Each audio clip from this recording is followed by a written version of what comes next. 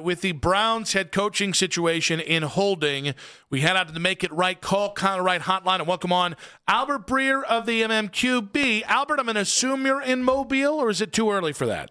I am. No, I'm in Mobile. And, yeah, it's actually cold here, believe it or not. Not like Cleveland cold or Boston cold, but, I mean, you stand outside for 4 hours and you feel it a little bit. Just be thankful you don't have to deal with squalls right now. We got a squall going on in the Northeast Albert, Ohio. it was -5 feels like temperature when I walked to work today, and that was a relief from -15 on Friday. Yeah, I know. I mean, you know, my wife probably loves me now because I left Saturday morning and they've gotten like 30 inches of snow since in Boston. So, Albert, I guess we'll start here. What's the latest you're hearing on the Browns head coaching search? Yeah, I think that they're sort of regrouping and huddling now, and I don't know if there's any like big rush. I think the decision could come in 5 minutes. It might not come till tomorrow. We'll see. But I think that they feel like, looking at who they're looking at, I mean, there's not competition for the guys that they're considering right now. So, like at this point, it's just, let's do all of our homework and see where we're at and come out with a decision. And so, whether this winds up being Jim Schwartz, who, I think has been sort of the leader in the clubhouse all along, Nathan Scheelhaase with Schwartz as the DC, Todd Monken's still an outside possibility. There's a reason why he hasn't joined John Harbaugh's staff in New York yet. I think that they are trying to be as thorough as they possibly can with this. And, it's interesting digging into some of the stuff that, my buddy Tom Pelissero said last week on Rich's show. I kind of like, I will say, like, I have respect for the level of digging that they're trying to do on all of this. And they're at least making an attempt to, have an original thought with whoever the hire is and go through an original process and do things in a way that maybe gives them the best chance to get this one right. How did people across the league, how did they take the idea that they're doing quizzes and essays and everything else? Yeah, I mean, like some of the texts you get are what you'd expect, right? Like, but I think most of the teams that go through this, they have their own ways of being thorough. And, it was in my Monday column for anybody who wants to read it, but they have a cognitive test. They have a personality test, which I guess is commonly referred to as the Hogan test, right? Like that's what they give out. And then there are 6 questions just on the role of the head coach, both specific to the Browns and then on the candidate in general. And so, the way that they look at it, guys, and, I think that this is sort of, it's interesting at least, is that they only have a limited amount of time with the candidate. So, if the candidate can answer some of these questions and do some of these things ahead of time, it'll lead to a more meaningful 3-hour Zoom interview, right? And so I think they felt like going like putting the guys through that process was the right way to do it. It actually goes back to and this I thought was maybe the most interesting part of my reporting was that, like, in 2016 when they hired Hugh and then 2019 when they hired Freddie,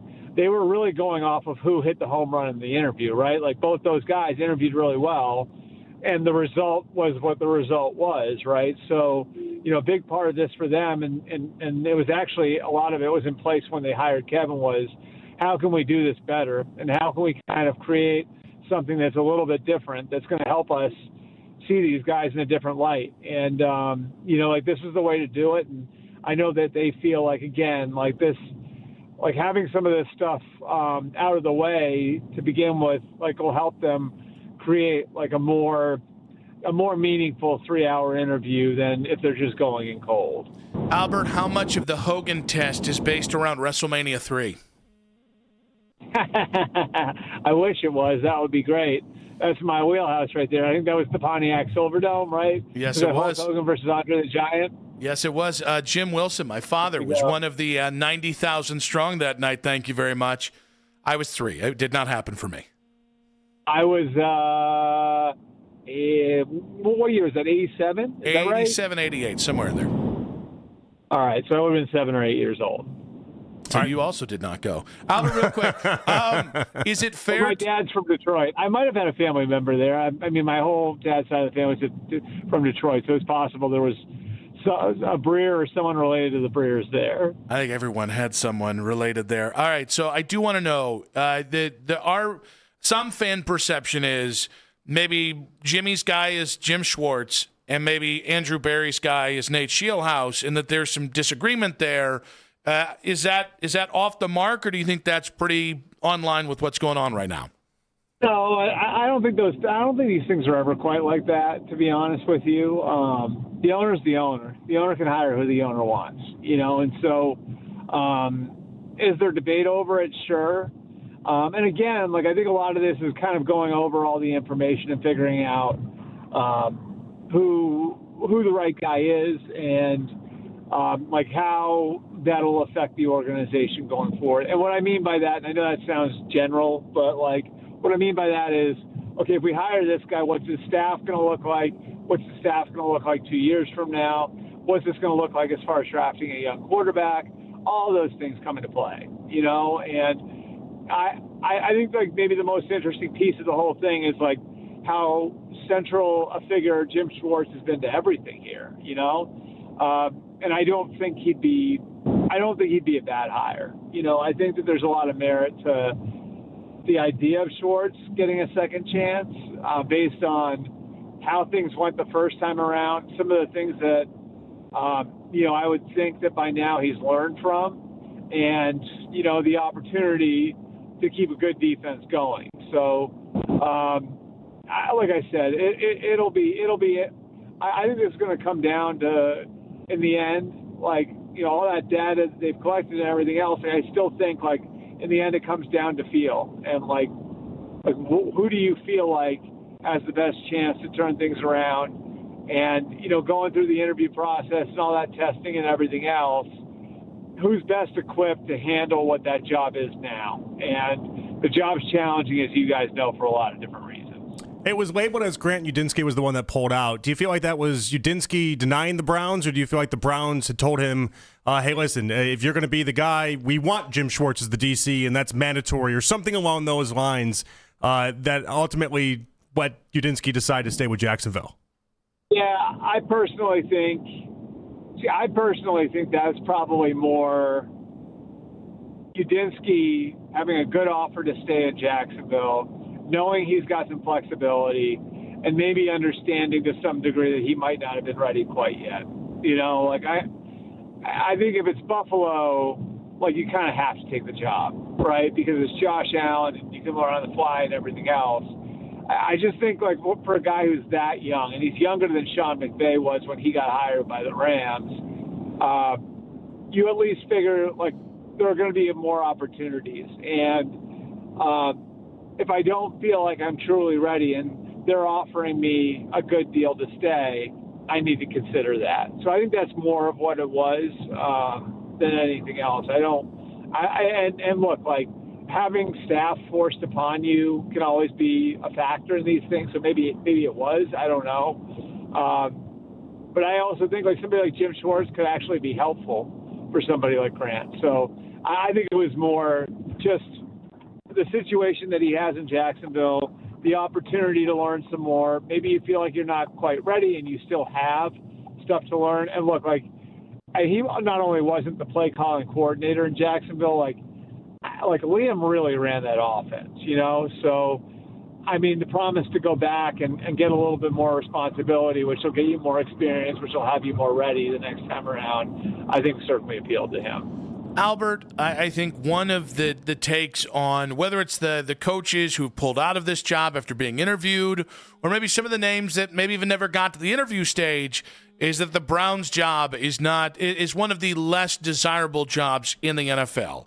So I'll ask you, what's the biggest thing with Haslam there, with Barry maybe the perception being he's kind of a lame duck GM, or the quarterback position? What's most holding back this Browns job around the NFL? All of the above. Kevin Stefanski's a really well-respected coach. Why'd you get rid of him? Two-time coach of the year. What's your history before Stefanski? Well, you pulled the plug on a coach after a year. How am I going to fit into things organizationally? Is the data part of it, is that mandatory? The quarterback situation is certainly a part of it. So I'd say it's kind of like everything rolled into one. If you haven't won, look, I always have these conversations with these guys this time of year. It's like generally jobs aren't open because they're great jobs. Now this year we have a couple exceptions, right? Like this year, Pittsburgh, Baltimore, Buffalo, those are exceptions. But more often than not, jobs that are open wouldn't be considered on paper great jobs. Otherwise, they wouldn't have come open in the first place. Yeah, that's fair. Albert, Pat McAfee's producer said that Nate Scheelhaase was underwhelming in his interviews with the Steelers. Andrew Filipponi followed that up on his radio show and said that from what his sources were telling him, the Steelers told him that not only did they not think Scheelhaase would ever be a coach, but if he was, it was 2 to 3 to 4 years away. But ultimately, they thought after his interviews he'd never be a head coach. Have you heard anything about Scheelhaase's interviews with any of these teams? And you can include the Browns in there, obviously, but anything close to that? No, I've heard he's got good presence. Now, I think it's definitely fair to question whether or not he's ready, right? That's something to consider. But I also have seen young head coaches get hired before they were ready and it work out, So do I think he could use the extra year or two working for Sean McVay, maybe as the offensive coordinator if Michael LaFleur winds up getting the Arizona job? I think he would absolutely positively benefit from that. I have not heard that his interviews were that rough. I haven't heard they were great either. It's not like somebody told me that Scheelhaase has gone in and blown everybody away, but I haven't heard they've been objectively bad. What do you think is the better job? The OC job then if he gets bumped up in Los Angeles and hanging out there for another year, or just taking the Browns job now? You're going to get me in trouble here, huh? Look, if I'm him, he has a lot going for him. I think it would take a really good situation for me to leave, especially if there's going to be a promotion involved. Because it's such a stable place because of who you're working with at quarterback, presuming Matthew Stafford is back next year. I think it's one of these places where your stock is, the way I would term it, your stock is protected, right? The team's probably not going to be bad. The quarterback's not suddenly going to start playing poorly. As much as your stock can be protected, it is protected coaching for the Rams, and you're going to learn a lot being there.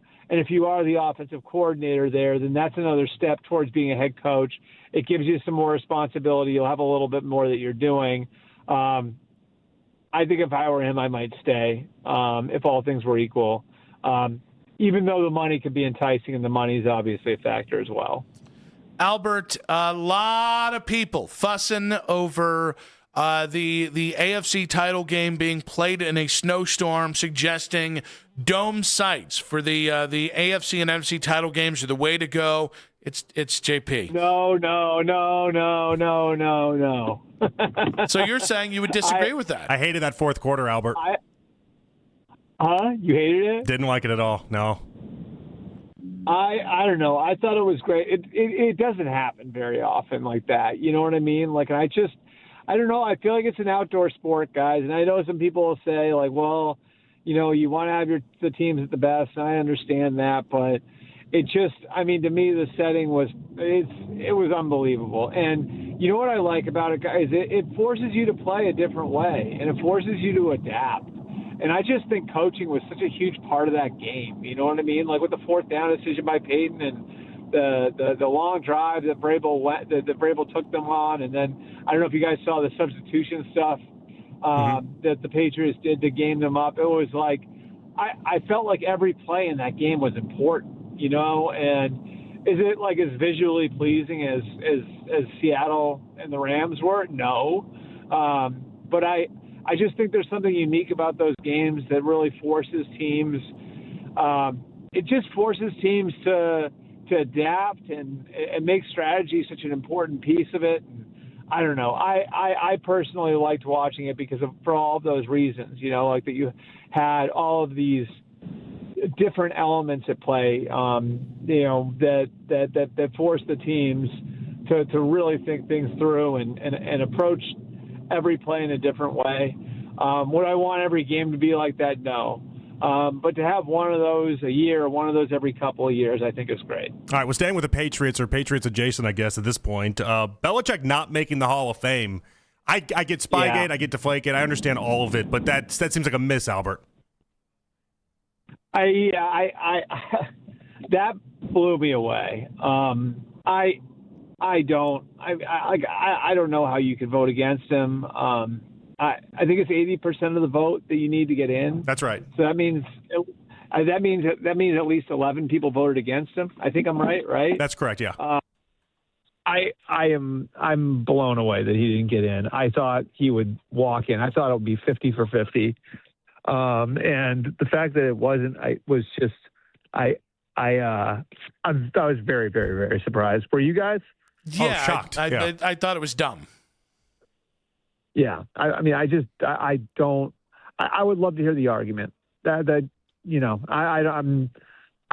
with you. I think it's dumb. I'm not calling the people who did it dumb, but yeah. I mean, I'm not calling those. Sorry, guys. I was at the valet there, so the guy was asking for the tag out of my pocket. So that's the noise you heard in the background. Look at you. I'm not calling the people dumb like you are.